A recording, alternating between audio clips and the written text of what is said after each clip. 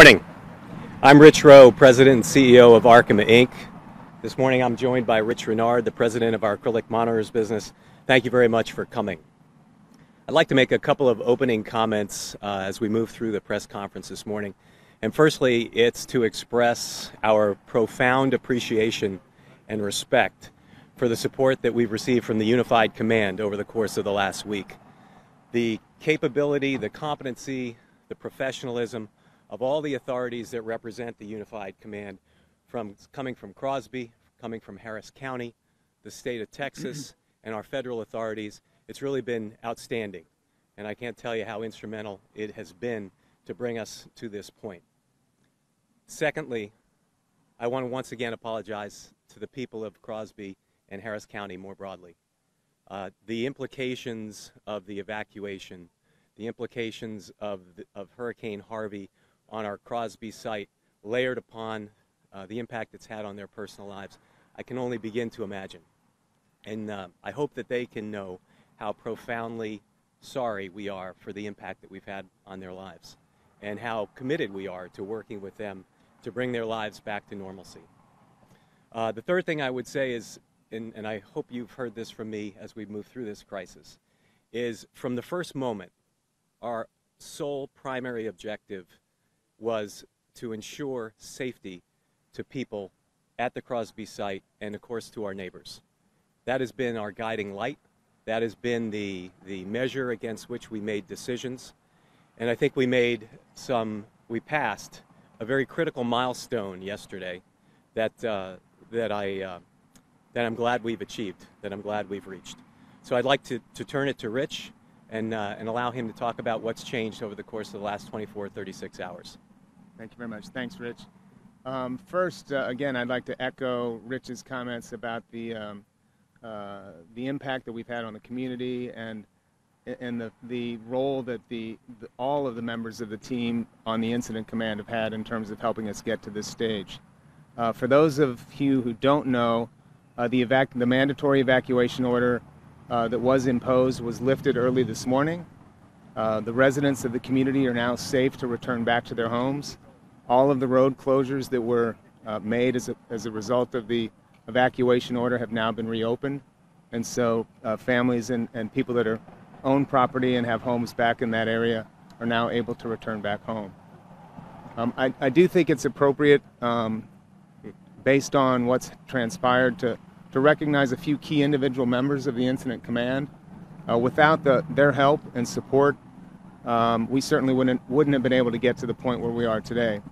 That includes Commissioner Randy Foster from ESD 80, Chief Bob Royale, Chief Rodney Reed, Chief Mike Sims.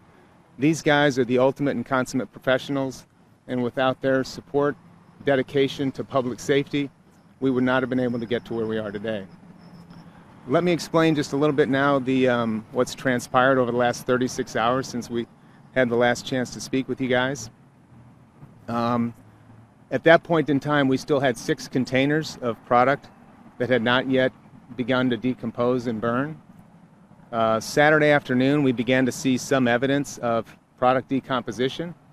So at that point, like we had seen in the first 2 incidents, we were anticipating the product to begin to more aggressively decompose and ultimately start to burn and then fire and catch on fire. That didn't happen quite as quickly as we thought it was going to. We continued to monitor the condition of those containers with aerial surveillance. And over the course of the next 12 hours, not much really happened. Then late Saturday evening, we saw some signs again of evidence that the product was decomposing. So we were again anticipating that a fire would begin shortly thereafter. Early Sunday morning, that still had not happened, and with our aerial surveillance, we saw evidence of product leaking out of the containers. And at that point, we made the decision that in order to maintain the safety and security of the site and of the area for the residents, a more aggressive approach was necessary, and we initiated, through the discussions with the incident command, what I'll describe as a controlled burning of the product. All of the product has been successfully and safely burned, and that's what's ultimately led to the the lifting of the evacuation order. We're continuing to maintain air quality testing. In the 1.5 mile radius, we've moved all the way back up to our fence line. We're going to continue to maintain air quality testing for some time to come.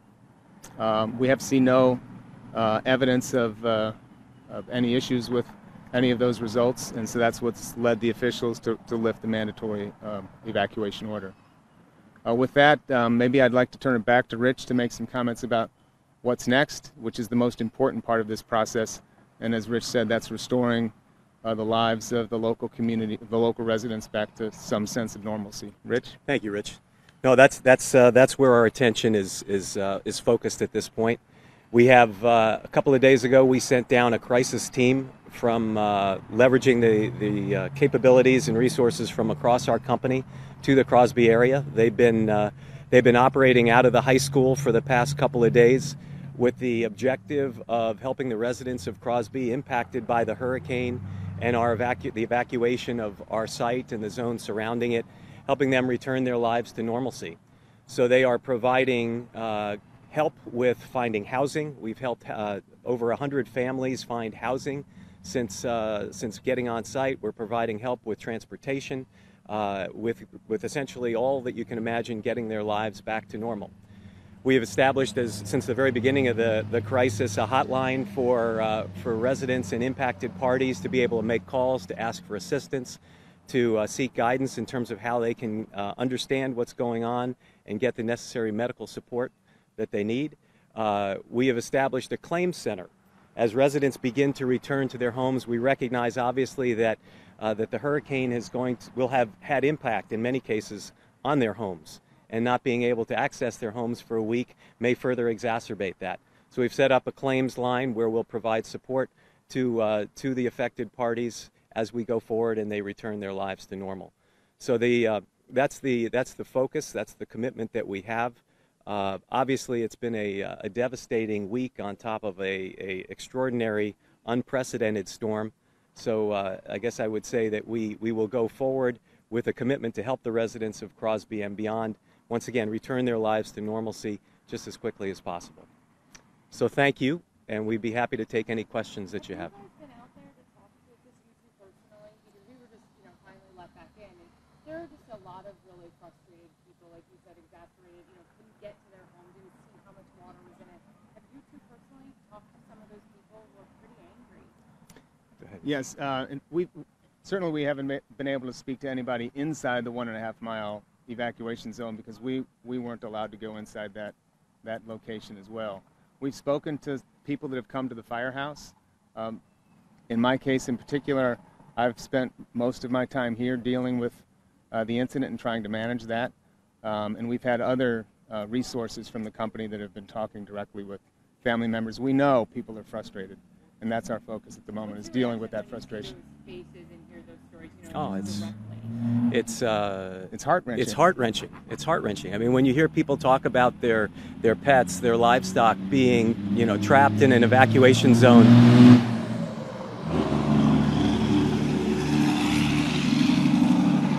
This is an important point, so thank you for letting me take a pause.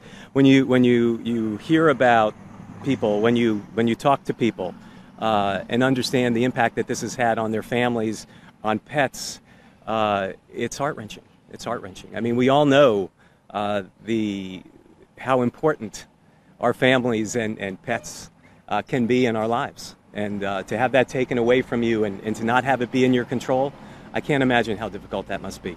So we take that with us as we go forward and try and assist them in returning their lives to normal. Which road is that? The road into the plant. So before we can actually gain access onto our site, the Harris County Fire Marshal's office is required to go in before we do. And as soon as they go in and give us the all clear, then we'll be able to go in and inspect our equipment and make sure that the rest of the site is safe for our employees to re-enter. You mentioned that air quality testing. Can you talk a little bit about what other kind of precautions you're taking? I mean, is there a potential for what was burned to settle in water on the ground, stuff like that, long term? Yeah, so certainly this was a fire, right? And with any fire, there's ash, and that ash is ultimately going to fall out of the sky and land on the ground.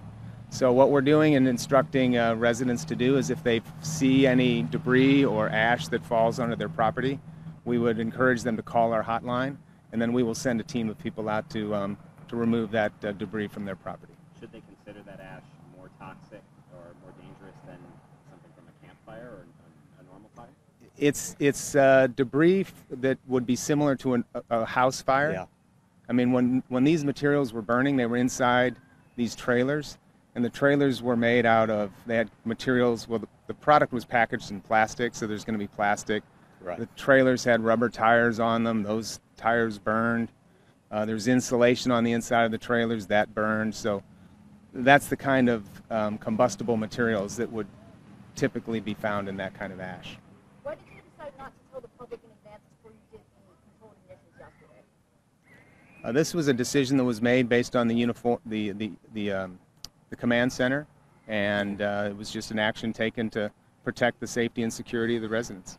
That has been, that has been our guiding light the whole way. How do we ensure? They didn't want to tell the surrounding residents first. They just were surprised by the smoke and didn't need to tell them.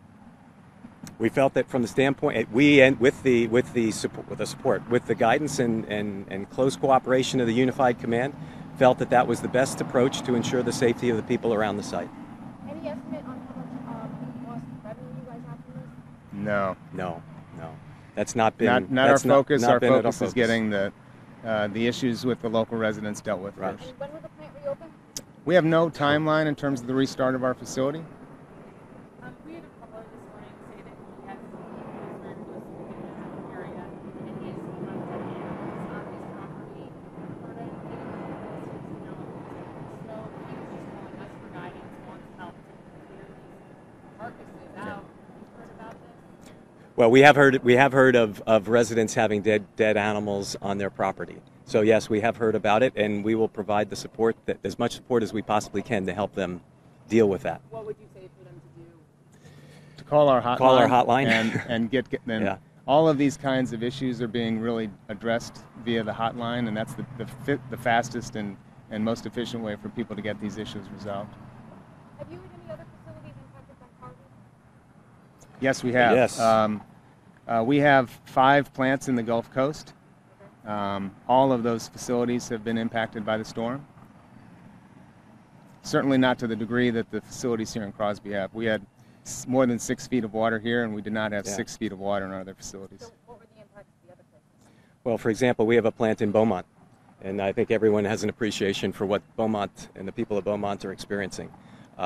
As Rich mentioned, I think up to now, and I think it will prove to be this way as we move through this whole crisis, the most significant impact has been here at Crosby. Just to give you some context for your answer, at our facilities in Clear Lake, we had actually slightly more rain in Clear Lake than we did here in Crosby. Yeah. We had 6 feet of water in our plant here. We had about 1.5 feet of water in our plant in Clear Lake. None of the other plants lost power then? No, we lost No, power, no, but we no. didn't have 6 feet of water in our site like Yeah. we did there.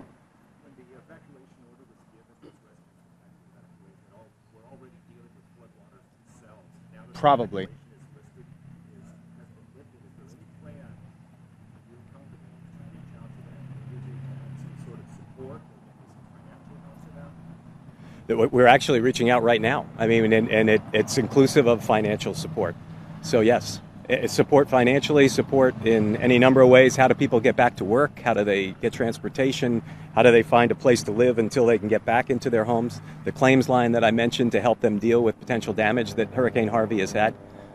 So absolutely yes. You mentioned the debris. Are there any other precautions people should be taking as they go back to these homes? Should they be running water? Should they be doing anything else? We don't anticipate that this is going to be anything related to water contamination or water issue. There was no organic peroxide, no material that moved off of the site as a result of the flood. So we don't anticipate that there's going to be any implication to people's water supply. We're testing the soot as we speak. I mean, the question you raised a few minutes ago, we're testing that now.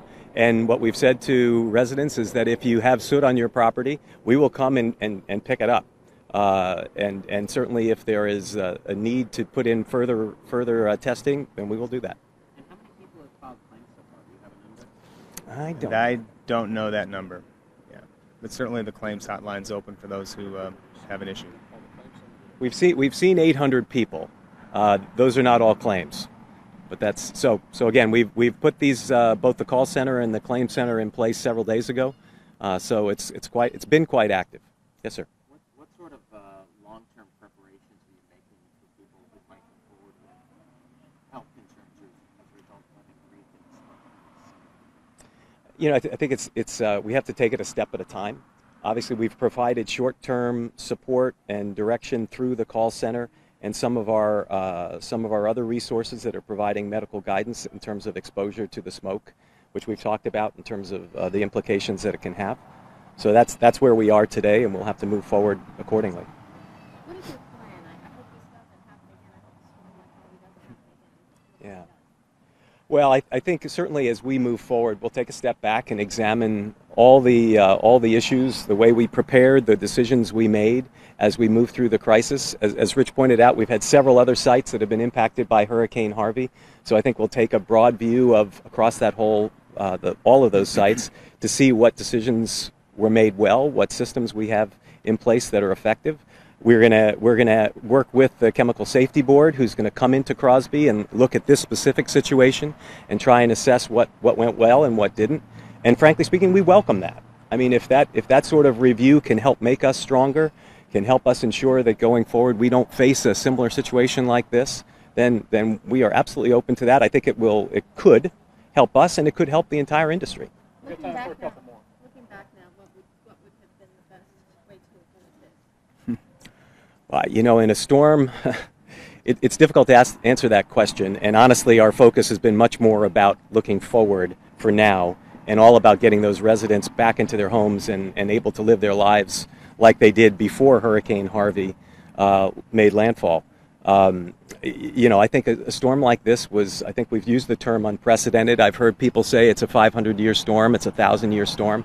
So it's difficult to look back and say, okay, if we had done this or that, at this point in time, it's difficult to look back and say if we had done this or that, the situation would have ended up differently. We'll ask ourselves those questions. Right now, our focus is how do we get people back into their homes and able to live their lives. At any point, are you going to say how you did yesterday's event? That's really up to the Harris County Fire Marshal's Office and Incident Command to talk about that. We really don't know the details around that. Can you give us that hotline one more time if people are watching live and just want to, we're all screen time. 1-877-4-ARKEMA, ARKEMA. All right, thank you. Thank you very much. Thank you very much. Thanks for your help.